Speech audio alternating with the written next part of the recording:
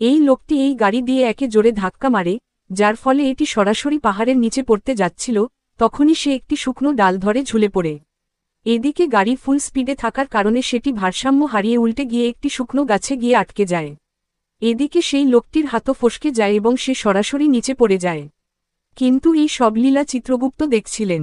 তখনই তিনি ইচ্ছাকৃতভাবে জোরে বাতাস বইয়ে সেই গাড়িটিকে নিচে ফেলে দিয়ে তাকে মৃত্যু দেন। যখন তার চোখ খোলে, তখন সে দেখে যে যমরাজের দূত তাকে যমলোকে নিয়ে যাচ্ছে। তখনই সে তাকে জিজ্ঞাসা করে যে তার মৃত্যু কিভাবে হয়েছে। তখন সে বলে যে কিছুক্ষণ আগেই তোমার দেহের ওপর গাড়ি পড়ার কারণে তোমার মৃত্যু হয়েছে। তখনই ফ্ল্যাশব্যাকে গিয়ে দেখে, যার পর যমলোকের দরজা খোলে, তখন সে দেখে যে কিছু লোক ভাজির মতো ভাজা হচ্ছে এবং সবার মধ্যে একজনকে পালকিতে বসিয়ে স্বর্গলোকে নিয়ে যাওয়া হচ্ছে। তখন যমরাজের দূত বলেন যে এই লোকটি মর্ত্যালোকে অনেক পুণ্য করেছে।